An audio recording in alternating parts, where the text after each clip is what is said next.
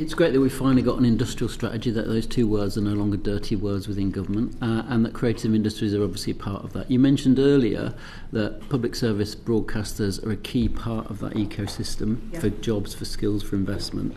Ofcom's report in July, though, on the future of public service media made clear a sense of urgency was needed from government here. It's not just the industry, it's the government's role in this.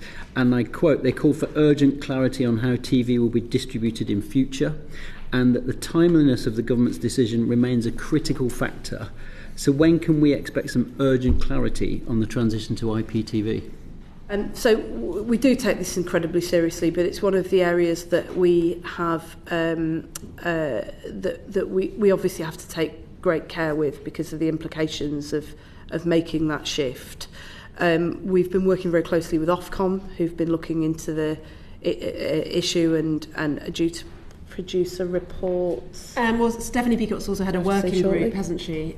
So she's had a working group with the PSBs, but also Arqiva and the relevant parties, because what we want to do is take their views before we come to a decision. So is there a sense of urgency, though, on the part of government? There is. Obviously some of our public service broadcasters have had some very challenging circumstances recently, so we've been looking at the immediate issues in front of us. Obviously, at Channel 4, there's a very important role for the new chair and chief executive when they're appointed to be able to deal with some of the issues that they've had. But we're also looking across the board at public service media. Shortly, and I'm sorry to do this shortly, for those of you who've been in government, shortly is sort of code for trying to do this as quickly as possible, move the system. We are about to publish the terms of reference for the BBC Charter Review, and obviously what we were keen not to do was just look at the BBC in isolation from the wider challenges facing public service broadcasting. But I've said before to this committee, I consider the BBC to be one of the two most important institutions in this country, alongside the National Health Service, and the whole public service broadcasting ecosystem to be one of the UK's great strengths. It faces significant challenges, and as a government we are going to have to address them. Yeah, we'll come on to the BBC in a minute. I mean, the key reason I'm asking you this question is because we do need a managed transition to IPTV. Yep. That's important. But what Ofcom made absolutely clear was a later decision on IPTV risks undermining the investment and innovation needed for that transition. So where does that leave them? I mean, your current position is we'll do it as soon as we can. But can you offer them any more reassurance for the industry? I can't today, but I can say I've heard your point, Paul, loud and clear, and we are doing everything that we can, but we'll redouble our efforts to make sure that we do this quickly, but we do it right. Okay. On the BBC, you mentioned BBC Charter. Just briefly before we get into that, yesterday in a nicely robust session with the BBC, this committee managed to extract from the BBC chairman this quote: "Once the Green Paper is out in early October."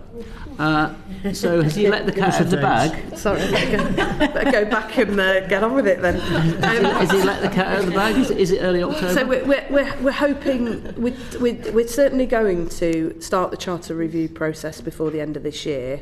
We're hoping to be in a position to do it in autumn. And I think I probably shouldn't be drawn on any more than that. He's not wrong, is he? He wasn't misleading the committee when he said early October. I don't think he would have ever intended to mislead the committee. But you will. He's wrong. You will all know that things in government sometimes take a frustratingly long time. The Charter Review has to be concluded by the end of 2027. And we are very, very keen to ensure that there is sufficient time for Parliament, the public and broadcast media to be part of a proper conversation around that.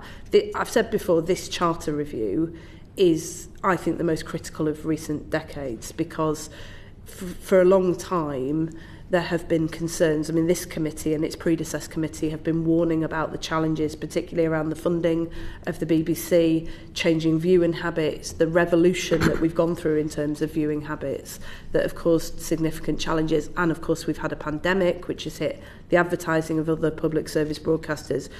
if we don't grip this now, we are looking at a situation of managed decline, and we're not prepared to accept that as a government. So we are making sure that we get that right. But the chairman is not wrong to suggest that we will be doing this in the autumn. I just don't want to make commitments to the government to the committee that I then find that later that I can't keep. Longer term funding of the World Service obviously is a key part of the Charter. Will you be making strong representations to the new Foreign Secretary that this is something the government should be gripping?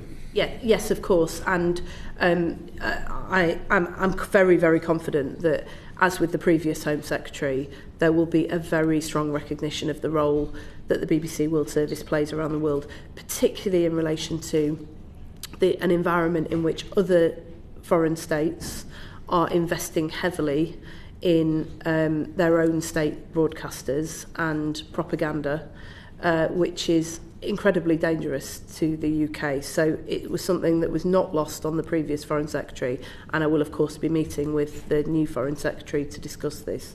And lastly, the sector plan said you'd explore how the government could grow the BBC's commercial arm.